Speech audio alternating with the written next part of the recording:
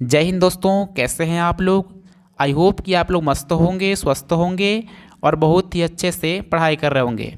दोस्तों, आज की इस वीडियो में हम लोग क्लास 10 की जो एक मोस्ट इम्पॉर्टेंट चैप्टर है साइंस का, मानव नेत्र, इस चैप्टर में जितने भी मोस्ट इम्पॉर्टेंट ऑब्जेक्टिव क्वेश्चंस हैं, मैंने यहाँ पे सारे ही क्वेश्चंस को लिया है ताकि आपके एग्ज़ाम में एक भी क्वेश्चन आए तो आप बिल्कुल सही करके आएंगे। दोस्तों, यहाँ पे मैंने पहला क्वेश्चन ले रखा है कि जो नेत्र निकट स्थित वस्तु को साफ नहीं देख सकता उस नेत्र में होता है। तो ध्यान दीजिए, जो नेत्र निकट की वस्तु को नहीं देख सकता है उसको बोलते हैं निकट दृष्टि दोष। तो यहाँ पे ऑप्शन बी सही है। यहाँ पे दूसरा क्वेश्चन है कि चंद्रमा पर खड़े अंतरिक्ष यात्री को आकाश प्रतीत होता है। तो चंद्रमा पर खड़े व्यक्ति को आकाश काला दिखाई देता है। यहाँ पे क्वेश्चन नंबर तीसरा है कि निकट दृष्टि दोष का निवारण किस लेंस से होता है। तो निकट दृष्टि दोष के निवारण के लिए अवतल लेंस के चश्मे का प्रयोग किया जाता है, जो कि आपको पता हो दोस्तों। यहाँ पे क्वेश्चन नंबर चौथा है कि स्पेक्ट्रम में किस रंग की किरण का झुकाव अधिक होता है। तो स्पेक्ट्रम में बैंगनी रंग के किरण की झुकाव सबसे अधिक होता है। अब दोस्तों, ये जो झुकाव वाला बात है, इसमें बहुत सारे लोग मिस्टेक कर सकते हैं कि कौन सबसे अधिक झुकेगा। तो बात समझिएगा, जैसे कि स्पेक्ट्रम में क्या होता है दोस्तों कि जैसे ही यहाँ से श्वेत रंग प्रवेश करती है तो यहाँ पे जब जाती है तो यहाँ से वह श्वेत रंग 7 रंगों में बिखर जाती है। तो इस प्रकार से ऐसे 7 रंग में बिखरती है। तो जो सबसे नीचे है वो सबसे अधिक झुका है, और जैसे जैसे ऊपर जा रहे हैं ये लोग कम झुक रहे हैं, और ये वाला तो बिल्कुल कम झुका है। तो जो सबसे नीचे होती है ये होती है दोस्तों बैंगनी, और जो सबसे कम होती है वो होती है लाल। तो अगर ऐसे पूछेगा कि कौन सबसे अधिक झुकता है तो आप बोलिएगा बैंगनी, और कौन सबसे कम झुकता है तो लाल। अब यहाँ पे देखते हैं क्वेश्चन नंबर 5वां कि प्रकाश की किस रंग का तरंग दैर्घ्य सबसे अधिक होता है। तो प्रकाश में दोस्तों लाल रंग का तरंग दैर्घ्य सबसे अधिक होता है। क्वेश्चन नंबर 6वां है कि मानव नेत्र जिस भाग पर किसी वस्तु का प्रतिबिंब बनाती है वह है, यानी कि मानव नेत्र में किस भाग पर प्रतिबिंब बनता है। तो आपको पता है दोस्तों कि वो बनता है दोस्तों किस पे, रेटिना पे, और रेटिना का दूसरा नाम होता है दृष्टि पटल।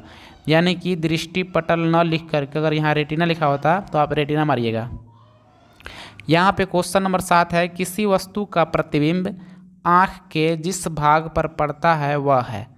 तो दोस्तों रेटिना है, जैसा कि मैंने आपको पहले बताया था कि लिखा है कि किसी वस्तु का प्रतिबिंब आँख के जिस भाग पर पड़ता है या बनता है तो उसको रेटिना बोलते हैं या दृष्टि पटल बोलते हैं। तो यहाँ पे दृष्टि पटल न लिख करके रेटिना लिख दिया है।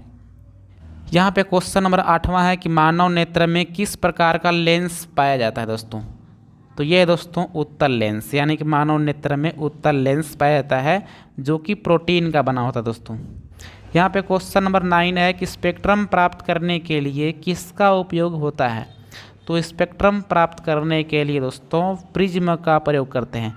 स्पेक्ट्रम का मतलब ही होता है कि कोई श्वेत किरण अपने 7 रंगों में बिखर जाती है। तो ये तब बिखरेगी जब कोई प्रिज्म से यहाँ पे गुजरती है। दृश्य प्रकाश में किस वर्ण का तरंग दैर्घ्य सबसे अधिक होता है। तो दृश्य प्रकाश में सबसे अधिक तरंग दैर्घ्य लाल रंग का होता है दोस्तों। जैसा कि आपको पता है कि हमेशा मतलब जो खतरा का निशान होता है वो लाल रंग से ही दिखाया जाता है, क्योंकि लाल रंग बहुत दूर से बहुत आसानी से दिख जाता है, क्योंकि इसका तरंग दैर्घ्य बहुत ज़्यादा होता है दोस्तों। तो इस प्रकार से आप समझ सकते हैं कि दृश्य प्रकाश में लाल रंग का तरंग दैर्घ्य सबसे अधिक होता है। यहाँ पे क्वेश्चन नंबर 11 है कि सामान्य नेत्र के लिए सुस्पष्ट दर्शन की न्यूनतम दूरी होती है। तो सामान्य नेत्र के लिए सुस्पष्ट दर्शन की न्यूनतम दूरी 25 सेंटीमीटर होती है दोस्तों। यानी कि अगर आपके आँख से 25 सेंटीमीटर की दूरी पर कोई वस्तु रखी रहेगी तो आप लोग आसानी से और स्पष्ट रूप से देख पाएंगे। लेकिन जैसे जैसे उस वस्तु को आपके आँख के करीब लाएंगे तो आपके आँख को देखने में थोड़ी सी प्रॉब्लम आएगी। अगला क्वेश्चन है कि मानव नेत्र अभिनेत्र लेंस की फोकस दूरी समायोजित कर विभिन्न दूरियों पर रखी वस्तुओं को फोकसित कर सकता है। ऐसा हो पाने का कारण है, तो ये है दोस्तों समंजन क्षमता। यानी कि कहना चाह रहा है ये कि आपके आँख में एक ही लेंस है और आप दूर की वस्तु देख पा रहे हो आसानी से, नज़दीक भी देख पा रहे हो, तो कोई तो होगा जो कि मैनेज करता होगा। तो इसी मैनेज करने की क्षमता को ही बोला जाता है दोस्तों समंजन क्षमता। यहाँ पे क्वेश्चन नंबर 14 है कि अभिनेत्र लेंस की फोकस दूरी में परिवर्तन किया जाता है। तो अभिनेत्र लेंस की फोकस दूरी में परिवर्तन करते हैं ये दोस्तों पक्षमाभी पेशियाँ द्वारा, क्योंकि जो लेंस होता है दोस्तों हम लोग के नेत्र में ये प्रोटीन का बना होता है और ये लचीला होता है और ये वाला पक्षमाभी पेशियाँ के द्वारा जुड़ी रहती है। तो जैसे ही अगर आपको दूर देखना है तो जो पक्षमाभी पेशियाँ होती है इसको खींच करके पतला करती है। अगर पतला कर देगी तो इसका फोकस दूरी बढ़ जाएगा, जिससे हम लोग दूर देख लेंगे। अगर नज़दीक देखना है तो पक्षमाभी पेशियाँ इसको सिकुड़ जाएगी। जब सिकुड़ेगी तो ये और मोटा हो जाएगा और मोटा जब हो जाएगा तो इसका जो फोकस दूरी होगा घट जाएगा, जिससे हम लोग नज़दीक वस्तु देख लेते हैं। अब देखते हैं क्वेश्चन नंबर 15। यहाँ पे क्वेश्चन नंबर 15 है कि एक स्वस्थ आँख के दूरी बिंदु होता है। तो दोस्तों एक स्वस्थ आँख के दूर बिंदु होता है अनंत से 25 सेंटीमीटर। यानी कि जो दूर बिंदु होता है वो होता है अनंत और जो निम्नतम दूरी होता है 25 सेंटीमीटर। यहाँ पे क्वेश्चन नंबर 16 है कि किस दृष्टि दोष को अवतल और उत्तल दोनों लेंसों द्वारा बने द्विफोकल लेंसों द्वारा संशोधित किया जाता है।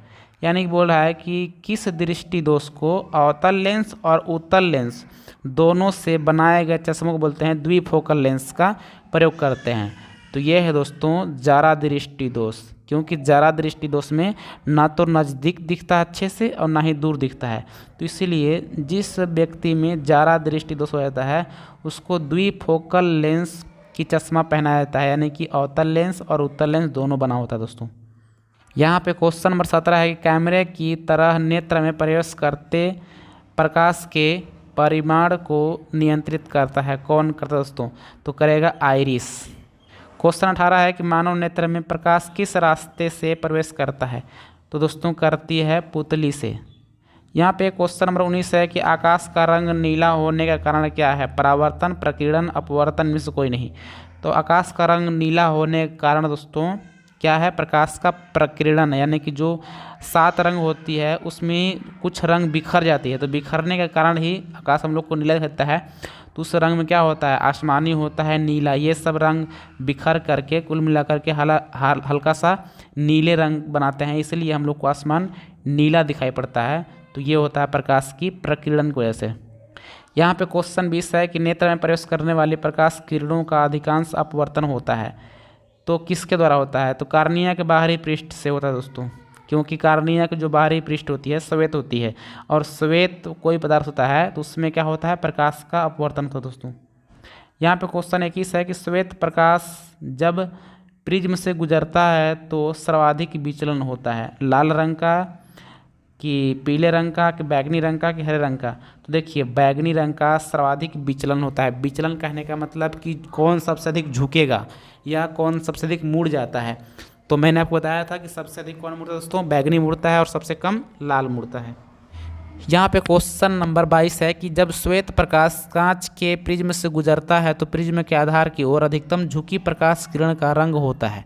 तो दोस्तों बैगनी रंग होता है, ये मैंने आपको अच्छे समझा दिया है। अब देखते हैं अगला क्वेश्चन। यहाँ पे क्वेश्चन नंबर 23 है कि चंद्रमा से देखने पर आकाश दिखाई देता है। तो ये मैंने बताया था कि काला दिखाई देता है दोस्तों। यहाँ पे क्वेश्चन 24 है कि प्रकाश के किन रंगों में प्रकीर्णन सबसे कम होता है? तो ध्यान दीजिएगा लाल रंग का प्रकीर्णन सबसे कम होता है दोस्तों और बैगनी रंग का सबसे अधिक होता है।